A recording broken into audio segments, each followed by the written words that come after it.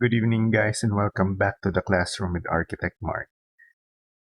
It's November 12th evening right now, and it's the wake of the Tropical Storm Ulysses, local name, and it has left a fair bit of our countrymen in dire situations, just like how Ondoy did it before.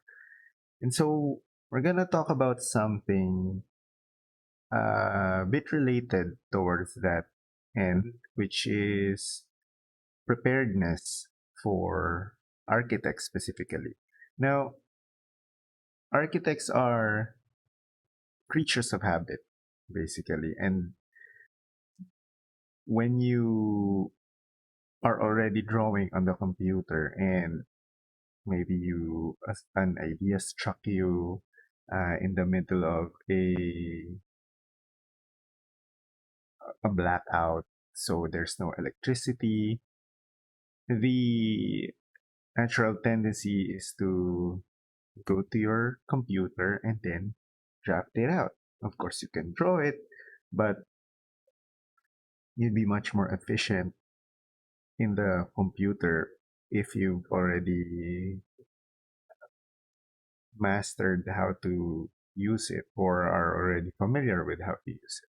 So, we're gonna do this the regular classroom style. I think 12 minutes should be enough. We have a timer here on the ready, and we'll try to keep it under 12 minutes also. So, yep, let's start it.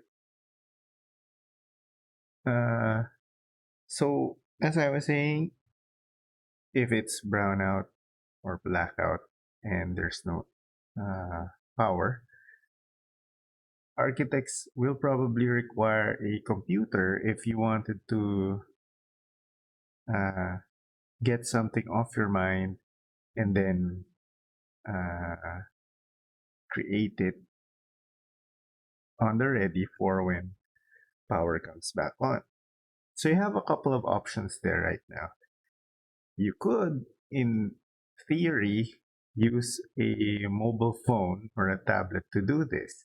However, uh, and this has been a big issue ever since most of the productivity apps have had counterparts in the mobile OSs. It's really hard to be precise with your figures. Let me show you an example. So this is a view of my phone, and uh,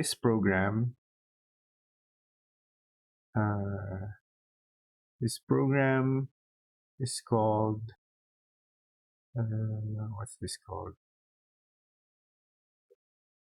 DWG Fast View. Okay, so let's try and create a new drawing out of this. So right now we are on polyline mode. Let's try to just create a simple house. So specify a first point. So we click on that, and then we identify a length, let's say 800 at a 45-degree angle. Okay. And then we want a next point after that. We repeat that command and then move it there. Then let's say this is gonna be uh,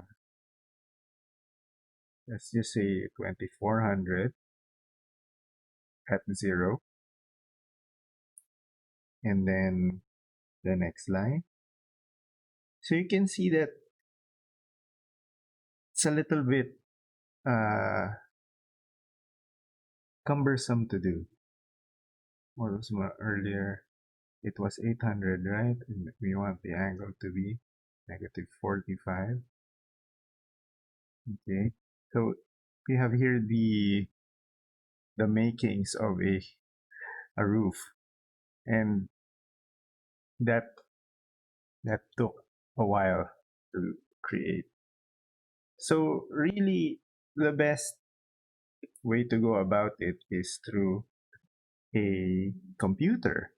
And since we're talking about a blackout here and a probable extended period of time where there's no electricity, although reports right now that electricity had been restored to most areas. So that's maybe we're just thinking half a day here. You can, of course, just laze around for that time, or if you're really feeling creative, the idea is for you to have an avenue to uh, work on your drawings. Now, if you have a computer like this one here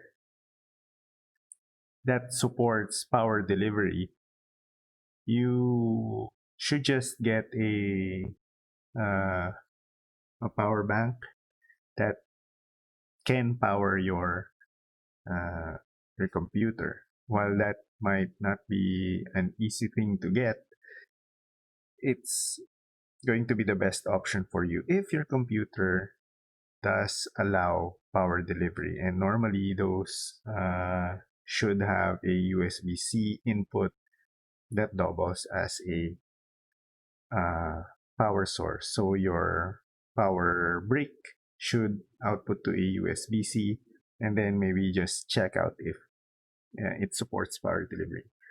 Now, once upon a time during 2016, something came out. This thing came out, the Phoenix WinTab 7, and it was distributed by WordTech Systems Incorporated for this amount of money. Crazy, right? Knowing the prices right now of computers, it's uh, it's basically a steal. And so when this came out, I had to have one, had to, right? And so eventually, I did get one. This is it, and as you can see right now, it's being charged by a regular non-power delivery power bank. Here, this is the uh, Zen Zen Power, and it's outputting to micro USB and it's charging via that. Let's see if it will uh, turn up for us. There we go. So this is basically a Windows tablet that is not at all super powerful, but can be charged by a power bank. So this basically is a part of the emergency kit that we're talking about. You'd want a computer unit, a power bank, and then something to work on it with, keyboard, the mouse. Can go with something like this. Can get one for really affordable, like under 300 pesos, within either of the two major e-commerce sites here in the Philippines, Shopee or Lazada. Bluetooth keyboard. Uh, this one has a trackpad on it. So this one is currently linked to this device. And let me just see if I can show you. Right? So should turn off. Okay, let's return it on so that it reestablishes the connection. All right, so there. You can see that the mouse moves with the trackpad, but the trackpad is not a very efficient method of creating drawings, so I would highly suggest that you do get also a mouse. Like so, a Bluetooth mouse. Or something like this from Logitech. So to demonstrate how that works, uh, because this is a pretty old machine by computing standards, since the ad said 2016, if you remember, uh, it is possible to run the program here. And that's the most important part. You need to have a version of the program run on your device, and it should be able to let you draw using all the commands that we learned prior to this one. And then, yeah, so here, if I wanted to create the same roof that we were trying to do earlier, oh, I have dynamic set to on here. Yeah. See how much faster that was? So much faster.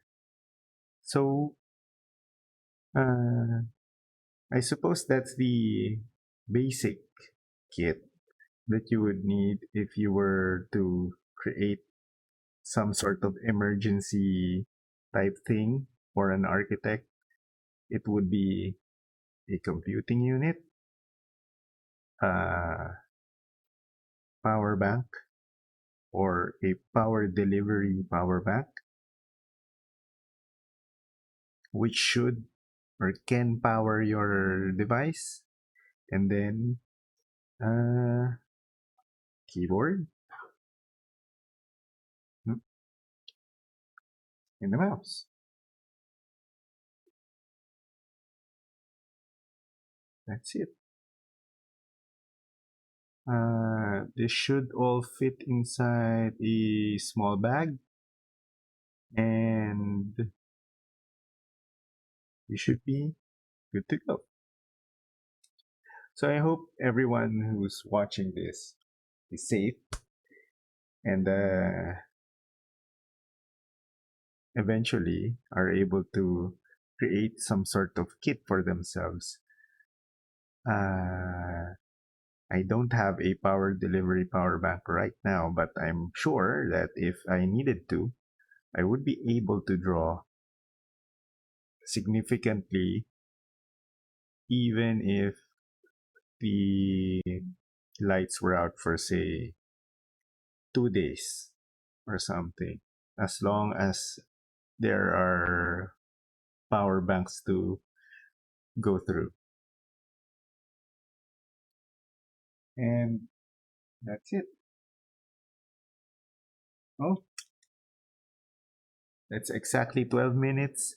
And so I hope the emergency kit for architects was a pretty insightful thing, and you might consider it creating one for yourself.